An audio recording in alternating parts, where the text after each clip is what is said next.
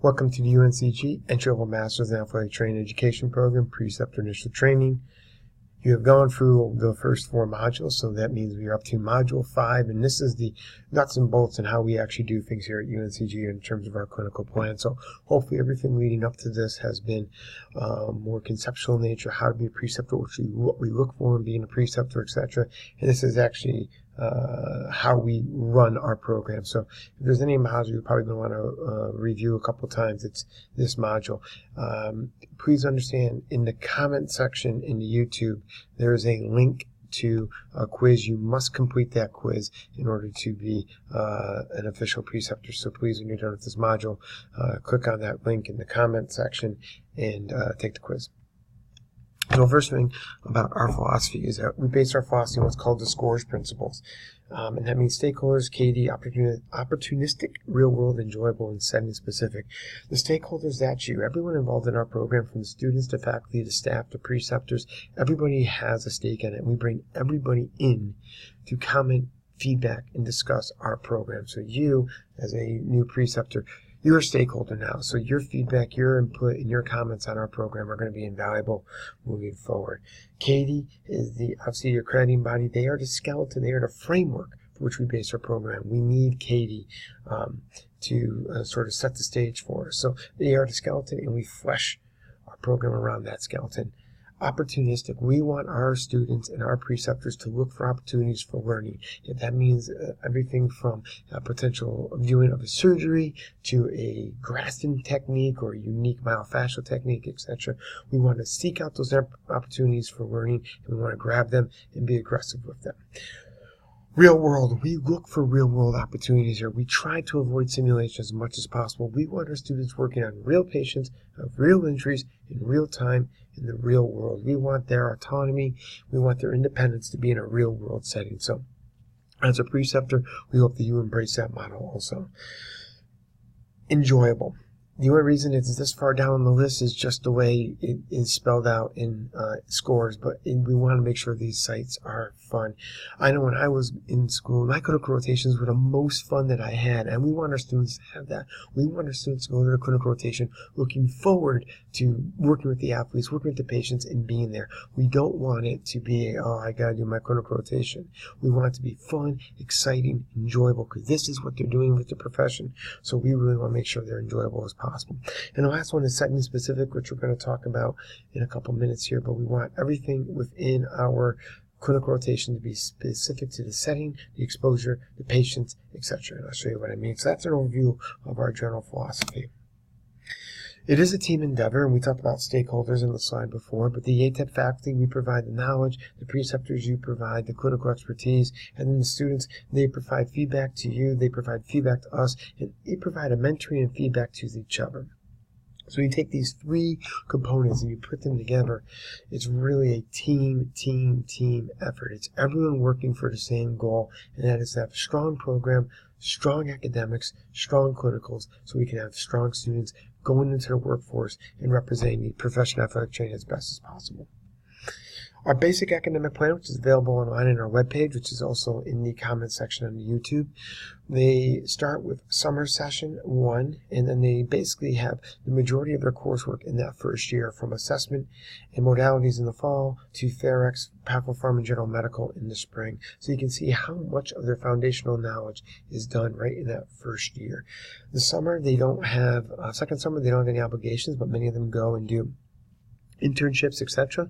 They come back in the fall of their second year for management and optimizing athletic performance, which is basically a course designed to give them the bridge between rehab in the athletic training room and return to play. And how do we get them in the weight room? How do we work with the weight room? How do we do speed, quickness, agility, that type of stuff? And then their spring, they really only have 2 courses, a BOC prep, which is also a resume building professional development course, and a research methods course. So this is their basic layout. So as a preceptor, you will know that your first year, first semester student is very green in terms of their academic knowledge, but going to their second year, these students have had most of their foundational knowledge. You can push them to in their knowledge and in their academic basis. Our philosophy of progression is pretty basic. Our first years are basic knowledge and applications. If you remember from the previous module, you look at Bloom's taxonomy, first years are going to be down at that bottom basic knowledge aspect. But as they move forward, we want that critical thinking and synthesis for our second years. We want the second years to be basically not acting independently because they're still going to be supervised at all times, but to work towards autonomy, supervised autonomy, if you will. Each student will be exposed to multiple settings, population and exposures, and what we basically, as a clinical coordinator, what I base that on is what we need to have covered from our clinical sites and our preceptors, what they need, and also what the student needs. So we have multiple sites, and they say, hey, we could really use 2 students. I want to do my best to make sure they have 2 students. At the same time, I want to make sure the students they get are students that are going to appreciate and love that rotation. So each student is going to have at least 1 college, 1 high school, 1 what we call rehab intensive setting. They'll have 1 male, female, and general population exposure, and they'll be exposed to rotations that are typically upper extremity like volleyball and baseball, lower extremity like soccer or track, equipment intensive like men's lacrosse and football, and general medical being going to a physician's office or working with physicians in more of a general medical setting. So they might not be experts in all these when they're done, but they'll be at least being exposed to all of these different types through their rotations here. And again, they have 4 rotations with a minimum of 300 hours and a maximum of 450 hours for each rotation. So even at the bare minimum, 4 rotations at 300 hours, they're going to get 1,200 clinical exposure hours in addition to their didactic academic coursework, which is a pretty good amount. If you look at this, this is sort of a spreadsheet for how I do the rotation, so you can see if you have the student here, I have the setting, the patient, the exposure, and then a preseason. All our students do a preseason in the fall. You can't fake or simulate preseason 2-a-days and all that kind of stuff. So students will all have a preseason. And so you can see here, I have to make sure that they each have a high school, college, rehab, upper, lower, male, female, general, and equipment rotation, and I color-coded it to make sure that every student has that by the time they leave their 4 rotations. But if you just look right here, you can see the preceptor, the rotation, and how they move through. Obviously going into spring 16, I don't really have it finalized, but I kind of have an idea of where I'm going to put them. I just haven't finalized it yet. And these are very fluid. I probably go for at least a dozen different drafts of these rotations, really, again, taking into account a lot of different factors. And typically when I move 1 student or I have to change 1 rotation, there's a ripple effect and everyone gets changed. So I put a lot of thought, a lot of effort using preceptor feedback and student feedback and really trying to make a rotation that's going to work best for everybody. Here's just a quick graphical representation of the sites that we use, and hopefully I didn't miss your slide up here. So our clinical rotation objectives, or CROs, which is the term you're going to hear a lot. Those are our clinical proficiencies. We don't do checkoffs or checklists. We do everything in a much more global nature. I'm going to show you what I mean in a minute. Again, Katie provided our skeleton, and with the help of our stakeholders, we developed these clinical rotation objectives that are specific to the setting, the patient, and the exposure that they're going to get. So we have specific objectives for male population. We have specific objectives for lower extremity, etc. Just because a student does not have a rotation objective for your rotation, if something comes up, again, teachable moments, be opportunistic. Don't be afraid to show them that. So this is what a typical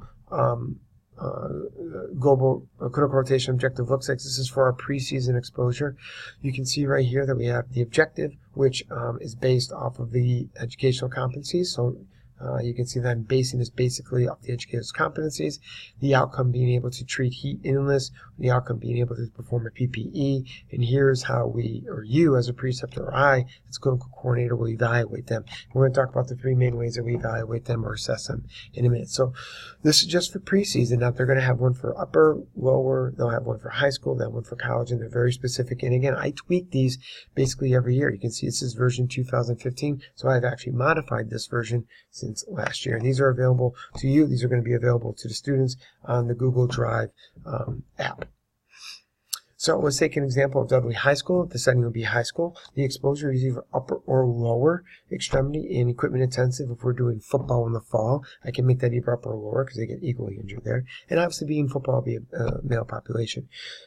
Same thing with A&T, which would be basically the same thing because North Carolina A&T football is the same thing, except we changed the setting. So now it's college university as opposed to high school. And again, each one's going to have specific objectives for them. The 3 ways that we evaluate or you will assess these clinical rotation objectives, if you go back 2 slides, global evals are the most common one. That's one you're going to deal with the most in discussion. These are going to be the most 2 most common. They will submit things directly to me, which I will grade and take care of, and then there'll be a reflection, which again I will look at. So let's talk about the first 2. The first one being global evaluation. It's based on a 3-point scale, and it's global in nature. So in other words, it's saying I want you to evaluate a ACL injury. The evaluation is you're going to evaluate a knee injury, and everything that goes into evaluating a knee injury, being able to decide what special tests to use, how to check a range of motion, etc. So we want the student not to look at the body as just different injuries, but to look at the body as how do I do a full evaluation. So that's what we're looking for. 2 is considered minimally competent, so we want them to score at least a 2, and if they're not proficient, don't give them a 2. I have given you criteria on how to judge that, but feel free to use your own criteria. And please provide feedback to them. So if you look at a typical global evaluation, I have different ones for the different CROs. This one happens to be the global taping and wrapping. I have criteria. Again, feel free to use your own criteria on the left here. We want as many of these to be in real time as possible. We understand that some might be simulated. Here's your 1 to 3 scale. Anything over a 2, you can consider them minimally competent for an entry-level athletic trainer. So an entry-level athletic trainer, if they perform that skill at that level. And again, I'm not saying what taping here, so it could be any sort of athletic taping. It could be a basket weave, a spike, etc. This global evaluation works for all of them. Starting this year, I'm also actually having a online version. I'm trying to move this to online. I'm going to be pilot testing it this year. Here's the link right above here. It's a Qualtrics. So if you click on that, it actually brings you to the global evaluations, which are available online. So if you can click on that, you can go and play around with it. And hopefully it connects me. So if you come here and you just click on it, you can see you can type in your student. So I'm just going to type in myself, see I'm a student. Click next. And then I give you a drop down of all the preceptors here. So we can just say Jay McCoy because he's the first one. And then I give you a list of all the different types of CRO categories. So let's say we're going to do taping and wrapping because that's what we just saw. So we do a taping and wrapping. And let's say that the student's rotation was upper. So you can click on upper. Body part was a wrist and hand. And you did mechanical support or something like that for the elbow. No worries. And then again, you can rate them anywhere on that scale. Provide comments. It was awesome. Put your initials there. Submit. And boom, just like that, you're done. You have a global evaluation, which is automatically sent to me. So things like that can be used, and hopefully we can move forward and start using that more and more in the future. So here's an example on how you want to do it. So you can go back and look at the global eval I put. But let's say a student does they do a very in-depth history. They have 3 differentials. They palpated. They only did 1 special test. They didn't do range of motion or muscle testing. How would you score it? Would you score that too or not? And again, you're going to have full ability to score it any way you wish to score it. I am not going to come back and tell you how to score it. Use your own criteria, etc. Some people want a very in-depth history. Some people want to make sure they always do range of motion, and when they do it, use a goniometer. I want you to use your own preferences and use your own ability here. So you feel free to go back a couple slides and how would you score or evaluate them on a simple ankle injury. So for review, your student will perform rotation objective. You should observe them, obviously, provide them feedback. Remember, back from the feedback module, you want to give feedback on an observable task, so you have to observe the student. Use the global evaluation. Provide them feedback, hopefully written and verbal, and then they will turn in their paperwork with their next bi-weekly meeting, and we're going to talk about that in a minute. Now, the second way that you can assess your student was a discussion, and there are various things which you will discuss, but these can be formal or informal. You're sitting at practice, teams in film session, etc., you can go and just simply do a discussion to talk about various things like menstrual disorder, eating disorders, etc. And you don't actually have to provide anything from this. The discussion is the student has to simply mark on their biweekly that they had a discussion on a topic, and I take it from there. So if you look at global evaluation discussions, those are the two main ways that you're going to evaluate your student in a clinical setting on their basic clinical rotation objectives. So if you have